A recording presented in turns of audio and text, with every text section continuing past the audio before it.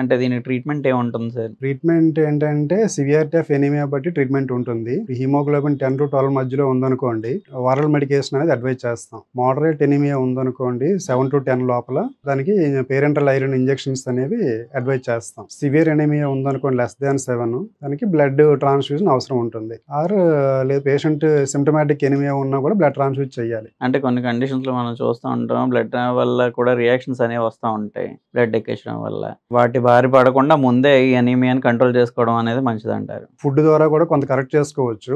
ఈ leafy vegetables ద్వారా గానీ, డ్రై ఫ్రూట్స్ ద్వారా గానీ, లేదంటే నాన్ వెజ్ ఫిష్ గానీ, ఎగ్ గానీ, చికెన్, మటన్ వీటి ద్వారా కూడా డైటరీ ద్వారా కూడా కరెక్ట్ చేసుకోవచ్చు. అంటే కొంతమంది వెజిటేరియన్స్‌లోనే ఎక్కువ అనీమియా కండిషన్స్ అంటే నాన్ వెజిటేరియన్‌కి ఏమన్నా అనీమియా ఎక్కువ ఉండే ఛాన్స్ ఏమన్నా ఉంటుందా? అంటే లైక్ వెజిటేరియన్ పీపుల్‌లో? వెజిటేరియన్ పీపుల్‌లో ఎక్కువగా B12 డెఫిషియన్సీ ఎనీమియా వచ్చే ఛాన్స్ ఉంటుంది. అంటే యూజువల్‌గా ఏంటంటే నాన్ హీమ్ ఐరన్ అవైలబిలిటీ ఉంటుంది వెజిటేరియన్ ఫుడ్ తిన్న వాళ్ళలో. నాన్ వెజిటేరియన్ ఫుడ్ తిన్న వాళ్ళలోన హీమ్ ఐరన్ అనేది అవైలబిలిటీ ఉంటుంది. ఓన్లీ వెజిటేరియన్ ఫుడ్డే తీసుకుంటే ఈ B12 డెఫిషియన్సీ అనేది కామన్‌గా వచ్చే ఛాన్స్ ఉంటది. ఎందుకంటే B12 ఎక్కువగా నాన్ వెజిటేరియన్ ఫుడ్‌లో ఉంటది.